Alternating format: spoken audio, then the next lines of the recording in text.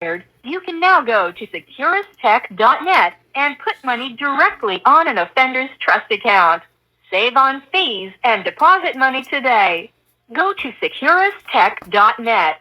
That's SECURUSTECH.net. Hello, this is a prepaid collect call from Gypsy. an offender at the Chillicothe Correctional Center. This call is from a correctional facility and may be monitored and recorded. To accept charges, press 1. To refuse charge, thank you for using Securus. You may start the conversation now. Okay.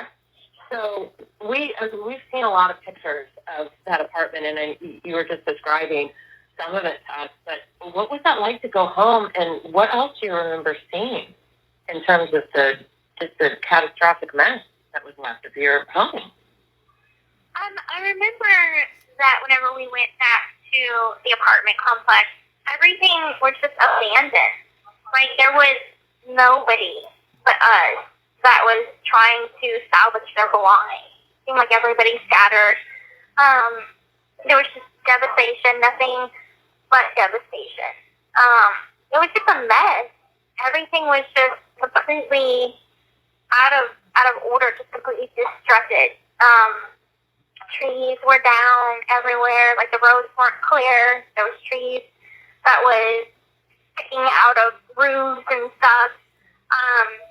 But my cats were in the apartment. My mom was able to find our cats. I don't know how they survived, but they were in the apartment, and my mom was able to wrangle them into two pet carriers, and we were able to bring them back to the shelter with us.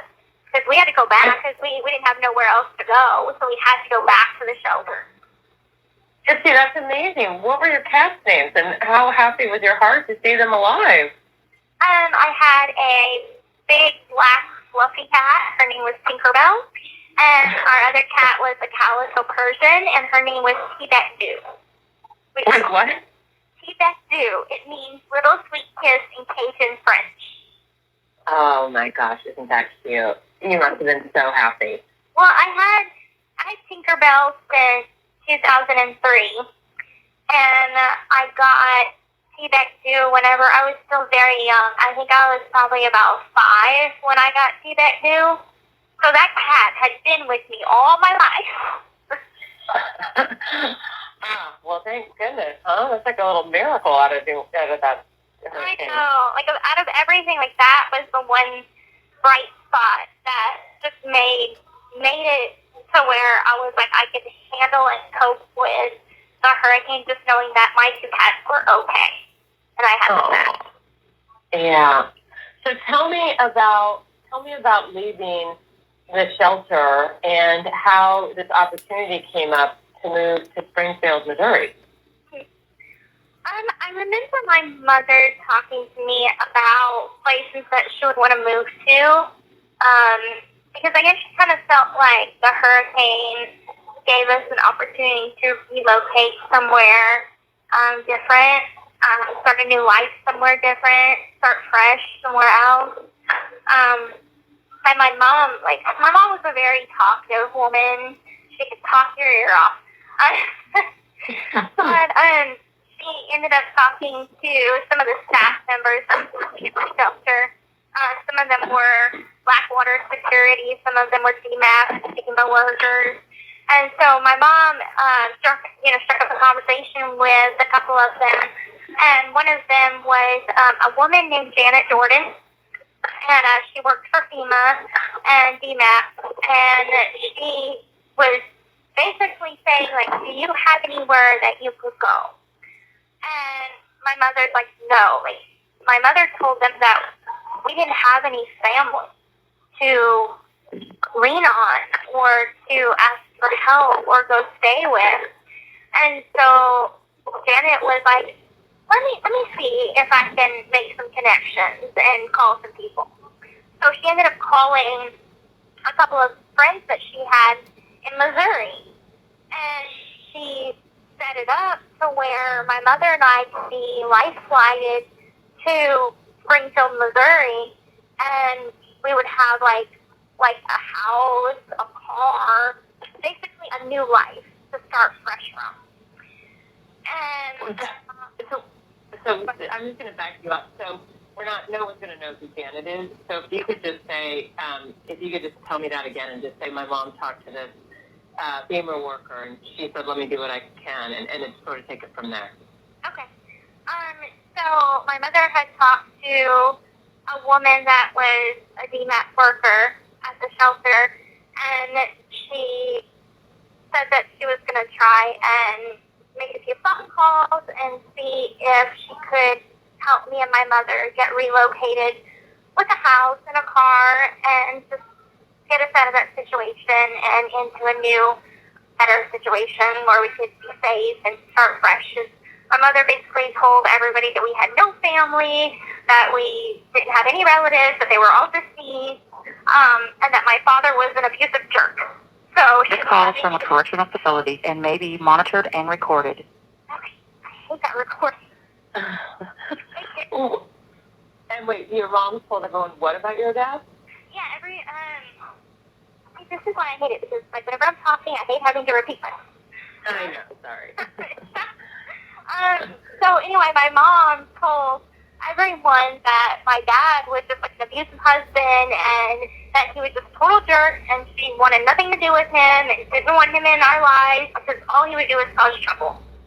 So everyone believed her that this is how my father was. So they were like, okay, we definitely don't want this mother and this daughter to be in a situation where they're in an abusive situation. So they're like, okay, let's see what we can do to get them out of here. And Gypsy, do you remember, like, do you think it was weird your mom was saying this, or were you used to it at this point and you really didn't give it a second thought, or did something happen when you I had not been told. She didn't have these conversations around me. She had these conversations with these people in private, away from me. So I didn't personally hear this. This is what was told to me from this woman and other people. Like after the fact? After the fact, yes. You mean after everything happened and you went to prison? After I went to prison, after the fact, like after a murder, everything came out about everything that my mother was telling people. And how would that come out to you? I'm sorry, what was that? How would you get this information? Would people write to you and tell you, or how did that happen? A lot of this information came to me by either Mike, my attorney, or Kristy, my stepmom. Like, people would contact her, like all these people from the past would contact Kristy and tell Kristy all the things that they knew, and they didn't make sense at the time, but then they wanted to come forward and be like, I remember Deedee telling me this, and then it got back to me. Kristy either told me or Mike had told me about what my mother was telling people about my father or about our family, our relatives. That must have been a lot for you to absorb and take in. It was a lot to absorb, especially after being arrested, put in a new situation where I'm around people that I don't know. I'm in an environment that is completely foreign to me, and I've got all this information coming at me at once. First Mike and Clay, my two attorneys, are telling me that my mother has something called Munchausen by proxy, and she was using me for money and abusing me medically. And then on top of that, to tell me all of the lies and manipulation on top of it. So I felt, did I ever know her at all? My own mother? Did I ever know this woman at all? And what have you concluded the answer is? I think that I didn't know her at all. I think that the version of her that she let other people see was different than the version she let me see. But there was also her self, her true self. And I feel like no one really knew her, not even me. That's an interesting sort of concept. Do you think your mom really knew who she was or acknowledged who she was or all these different facets of who she was? I think to some degree my mother knew who she was and what she was doing, but I feel like also she couldn't stop herself. I feel like it was just a part of her that she couldn't escape from because the web of lies just ran so deep that one string would attach to another string and you can't pull on that string without pulling on this string. And I think that she just spun it so big that she was enveloped within it and couldn't escape. Oh my God, it sounds like a spider, Gypsy. I think so. That's what happens when you make these choices. And I've learned that myself. This call is from a correctional facility and may be monitored and recorded. I've learned that even after 7 years, I've learned that if you make a choice, it doesn't only affect you, it affects other people, and that affects other people. So no matter what you do, you're never just affecting yourself. Yeah. Yeah. Are you thinking of something in particular when you say that? Not anything in particular.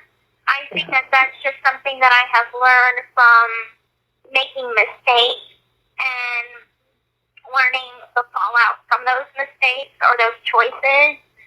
And I think now, even from 2 years ago, I'm making more of a conscious effort to ask myself, okay, so what is this choice going to do to me? But if I make this choice, how would it affect other people?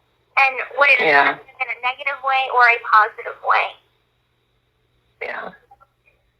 Yeah. So going back to how you guys ended up in Springfield, how did you learn that you were going to Springfield, Missouri? My mother told me that we were going to be relocating to Springfield, Missouri, and my mom, she bought a map, and she showed me, like, where it was, and I'm like, wow, like, that's so far away. Like, I've never been, that far from Louisiana as far as living. Like, my mom and I moved constantly around, but it was always in Louisiana. So that was the first time that my mom made a decision to move out of state. I never heard of Missouri. Like, never heard anything about Missouri. Didn't know what kind of a place it was. Found out it was a lot of farmland. Well, what did you think about? How did you feel about the thought of moving so far away from Louisiana and everything you'd ever known? My mother made it like it was fun. My mom, she told me that we would be starting a new life, a new place, in a new area. I mean, my mom didn't allow me to have friends or connections to the people that we had in Louisiana anyway. So for me, it wasn't difficult to adapt to the idea of moving out of state. It wasn't scary. It was just, it is what it is. Because it sounds like your mom sort of conditioned you to be used to You that. have 1 minute left. Yeah, hold on. Okay. The caller has hung up.